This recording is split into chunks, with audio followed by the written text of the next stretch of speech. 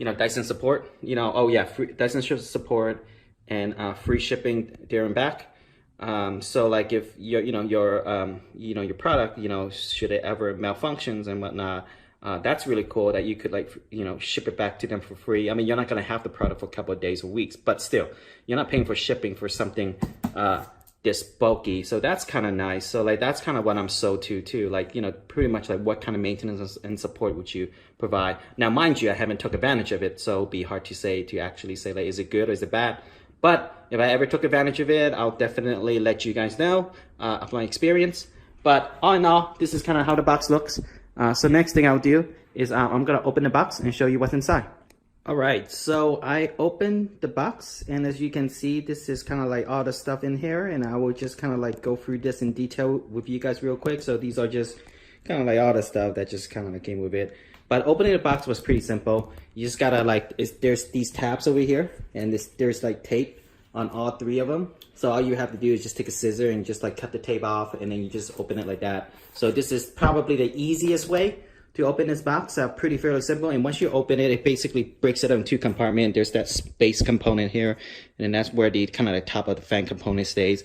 And it's over here. This is kind of how it looks like after you open it. So you have the base, and then you have kind of like this attachment here, and then it comes with the remote should you want to use it. And the UI of this, the design of the UI of this is pretty nice too. It's pretty much all the instructions are like, on the cardboard box here already, so that you can kind of know like, where everything's at. So pretty good design in my opinion. And one thing that I forgot to sort of mention too is there is a Dyson Link app that you can download. So you can like monitor all the data that comes in as to kind of like, how clean your house is, in terms of like, gas and allergens and whatnot. So this is pretty cool. I will do a video on that app too, in a later video. In a later part of this video. So like here you have documentations, and this is the base unit. Kind of looks like this. They just this round thing over here, if you will. Nothing too special, right? I mean, it's just this base here. So all in all, again, this is kind of like what you get out of the box. And next thing is I will attach it, and then we'll turn it on and see what happens. Okay, so here I attached the unit together. It was fairly simple for me to put this unit together. It took me like maybe a 30-second or less. And this is the reason why I like Dyson products so much. It's intuitive design, and it's just so easy to assemble and whatnot. Everything is kind of like Lego pieces, if you will. Everything's like very modular. And so this is kind of the reason why I decided to purchase a second Dyson product. So just make sure that when you attach this attachment here, just make sure that make sure that this part snaps together. So you hear a little snapping sound when you put these two together. Just make sure it snaps these two parts to make sure that the attachment is nice and secure. And if you press it, and how you remove this part is you just press it on both ends. So there's one here, and then there's another one here. Just make sure you press these two at the same time to release the attachment. So you see here I already sort of like unattach a little bit. So I'm gonna see about pushing it in. See, oh yeah, so there you go. You heard that click? Yeah. So that's like attaching the unit back. So just make sure those two things snaps together, so that's nice and secure. And next thing I'm gonna do is, let me try to find my remote. So I'm gonna turn this on, and hopefully you guys can hear the sound of this purifier. So I'm gonna turn it on. And this is at a max of 10, I believe. So this is at the maximum level. So like anything less than that is probably going to be softer, but I just wanted you to listen to it when it's at max. Oh yeah, see that? You see that 10 right there? That says 10 right there. And this is the noise and this is the sound level that it makes at maximum. So you do hear the fan, which is fine for me because this will be in my office for the most part. And a fan like this usually don't wake me up at night either. So I'm fine with this. And again, this is a maximum level of 10. If you set it anything lower, you'll probably be okay. So let me see if I can like just set it down to something that's not as loud. Like let's do 1, right, per se. All right, so I'm gonna get it down. All right, this is at level 1.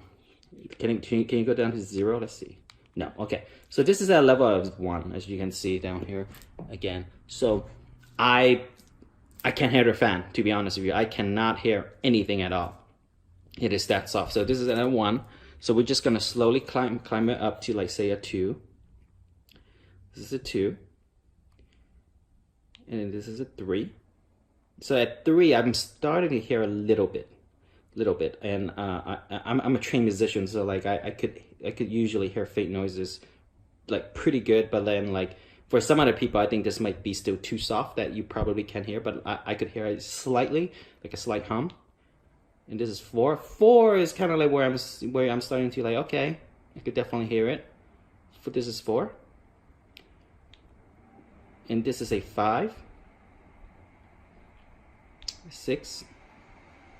I think you guys, I hope the video will be able to pick this up at this fan level. 7, 8, 9, and again, this is a maximum of 10. Okay, so so there you go. So like I also said, I'm gonna bring this down so that it doesn't interrupt the video so much.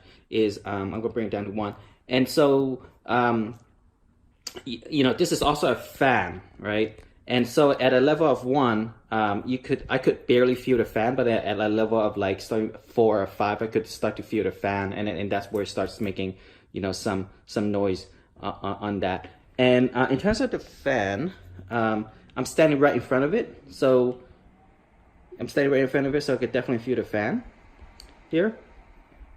So like I'm just gonna do a quick 360 so I could feel the fan.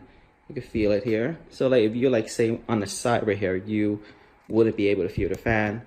Or if you're in behind it, you can't feel the fan either. So just make sure that this fan is directional through the front, that is. So you could feel it through the front, not from the side, not from the back, you know, just FYI, right? I mean, this is not a conventional fan that we understand as, but maybe in the future this might be conventional. But you know, as I know, fan is, you know, 3 blades, and you see it where you spin, so you know where the wind is coming from. So it operates just like any other fan, except that, you know, this fan it has this like tubular type kind of thing going on. So anyway, so this is pretty much you know, how it looks like attached and whatnot. And then next thing I'm gonna do is I'm gonna install the app, and just to see what kind of data I'm looking at and reviewing. So stay tuned. So in my earlier video, I don't think I do its justice on kind of like the different features on the remote. So I just kind of want to go back to this real quick. You know, this is pretty self-explanatory. So this is, you know, turning on and off. And then there's also this auto mode. So basically what it does is like like right now, as you can see on the indicator, I have it at basically see an A there. That basically means it's in auto mode. So basically the fan will adjust based on the level of kind of like the gas and allergens and whatnot that it detects in my environment. So right now it's a 4. So before it was more like a 1. So I have a feeling that this will kick back into like, you know, 2 or 1 at a later time. So we'll see if that does happen in the course of this video. And then so going back down here, so that's the auto mode. So then the airflow control is what we did earlier, where I was adjusting the fan level up and down. So this is your manual mode, if you will. You could set it manually to whatever fan level of filtering that you would like. Oscillation on and off, this is an interesting one. I did pour through the documentation, and I couldn't find any information about this. So I don't know what it does. So let me just kind of turn it on and see what happens. Oh, oscillating. Okay, so when it oscillates, this is what it does. So it basically turns, so basically it operates like a fan, so it goes left and right. So that's what oscillating means. Oh, okay, so maybe that's why they didn't need to put that in the instruction, because once you turn it on, you'll see. So this is oscillation mode. So let me just turn it off. So okay, the moment you turn it off, it just kind of like stays at where it's at. So I'm gonna put it right back at the center. I'm gonna wait for a few seconds till it comes back about here. Yeah, good enough. All right, so that's oscillation mode. The next thing is sleep timer. So you could set, you know, your your purifier to turn off at a certain time. So like you can, so I'm gonna do like, you know, so this is 15 minutes. You could set it for 30, 45, 1 hour. I think the max you can set is 9 hours. That's the maximum amount you could set. So I'm just gonna go back because I don't need it. So yeah, you can set it back to like none. And I don't know if you guys can hear it, but the fan has come down slightly. So now is at a auto level, a fan level of 3. So like the auto level self-adjusts based on kind of like the environment that it's in. And then the last thing is night mode. So like, you know, what if this was in your bedroom and you needed to go to sleep, you don't want the fan to bother you, you can turn on night mode. And I think that just operates at a level of 1, you know, while you're sleeping. And one last thing that's really cool too is this remote, right? You know, most of the time you have all these remotes just lying everywhere. So there's one of the special features that you can do is there's actually a magnet at the top of this thing right here. You can't see it, but you can attach it like that. And then it just kind of stays. So like if I try to move it, you see when I try to move it, it goes back. Yeah, so there's a magnet there. So that's just how you can just kind of like leave your remote at the top and just let it, you know, sit on top of there. So it's not too obtrusive. It kind of looks like it stays with the unit, you know, a little bit. So so there you go. You know, that's where you put your remote up there. If you try to do it the other way, what happens is you're gonna have it stick out slightly. So you see, if I do it the other way, it just doesn't look as good because actually this is not too bad either. Actually, yeah. So you could do it 1 or 2 way.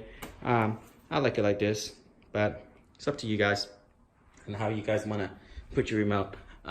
So there you go. Again, my next video, I'll show you kind of like what's in the app of it once I get this connected to the